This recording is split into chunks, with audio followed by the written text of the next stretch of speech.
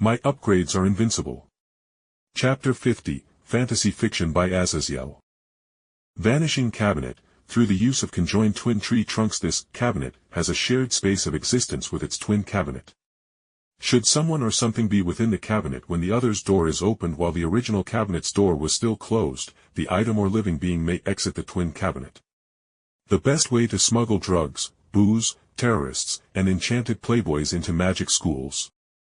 As always, the flavor text of things always made me smile wryly, and as I looked at the large, thick, and reinforced box with a door on it that was bigger than a refrigerator, I realized the major issue with my plan to sneak this back to Orario to Hephaestus so we could teleport back and forth to her.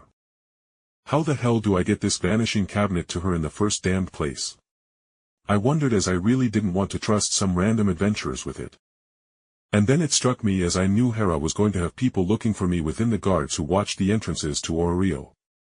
I can have Tamamo deliver it, as no one knows who she is.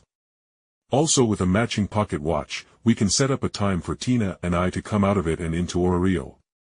I thought triumphantly and nodded as I looked over at Tamamo, who perked up at me looking at her. Alright Tamamo, we are going to work to make you stronger, and when you eat enough monster stone to equal a good mid-level one in a few days, I will need you to deliver this to Orario while following one of the caravans from Melon to Orario.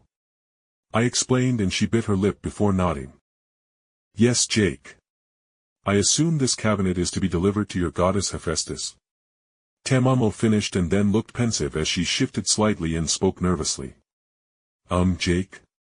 Tamamo seemingly asked for my attention, and I raised an eyebrow in a clear go-ahead with her taking a breath as I held the napping form of Tina in my arms.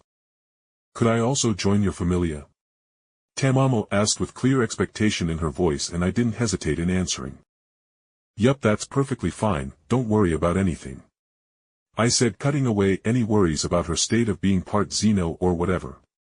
Thankfully, with the monster of an adventure that was Zold the Gluttony that could eat monster parts and stuff to grow faster, Tamamo could claim to have a similar skill to eat monster stones. Especially when, if you consider it, Tamamo's Renard special skill that the cheat fox race can typically get. Now, just to make sure no one tries to stick her soul in a killing stone like they tried to do to Heroheim. I thought before shaking my head as I pulled Tamamo into a hug, and my eyes rolled up in sheer comfort at the enchanted bed I made with the supplies that Tina made. Okay, major goals while here in Melon. Get girls into sexy swimsuits and have a nice day at the beach. More importantly, find water-based materials to fuse some water-themed enchantments. And lastly, and most importantly, upgrade from the infant dragon mount to the kelpies that can run on land along with running on and through water. I thought while making up a to-do list as I considered the things I could make. Now, besides the Falna, and the enchanted objects that I can wear that don't multiply off of other enchantments. What supplements or whatever can I make to increase my actual stats or my body's state? I wondered before I hit on something. Excuse me, girls. I whispered, making them groan and look up at me a pout as I gently rolled over Tina's form, who shamelessly snorted and snuggled into Tamamo's large soft breasts as I spoke up a bit more wryly. You girls be good for a bit, I am going to go on a quick run for something. I said, and the two overly comfortable girls just waved, with Tamamo clearly already half asleep. I quickly got dressed up in some newer clothes, and then I went to leave the beach house to look for a store owned by an Asian god or goddess to look for supplements I could fuse. But as I exited the small walled-in gate, I heard a voice call out. Lady Kusanali, our neighbor. I looked over with some confusion, and I first registered the divinity radiating from the white-haired beautiful goddess who was standing beside the person who talked. In a young elf woman with ample curves, green hair, darker green eyes, and was wearing a tightly fitting hunting outfit that looked like kelpie leather that would remove the water resistance people would feel while in water. Hello neighbors, I just moved in today. I said, nodding my head respectfully in their direction, and I continued calmly. My name is Jake Barris, and are you two a familia? I asked to open up a conversation, even as I very much noted down the name Kusanali and recognized her from a land she wasn't supposed to be from. But honestly, for all I knew, the name Kusanali could literally be a goddess in a massive Hindu religion who just now looked like Rukadevata. The elf took a step forward and honestly.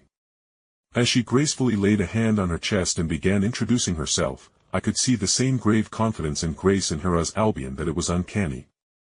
My name is Eleanor. Captain of the Kusanali Familia and your neighbor as of now. She finished while giving me a look and then saying more gently. I can see you are new to Melon Jake, do you need directions? She asked and I blinked before nodding and saying I was looking for medicinal herbs and such. Her eyes went kinda unfocused as it looked like she was in deep thought before she smiled and said. Ah, I see, then in that case. Then you will likely want the bazaar at the main beach front. Would you like me to escort you? She offered, but it was clear that she wasn't all too enthused but was offering it out of courtesy. So I gracefully declined her offer as I said gently. Thank you, Eleanor, I should be fine, and it was nice to meet you as well, Lady Kusanali, I said, nodding to the silent goddess who was staring at me with entirely too much intensity.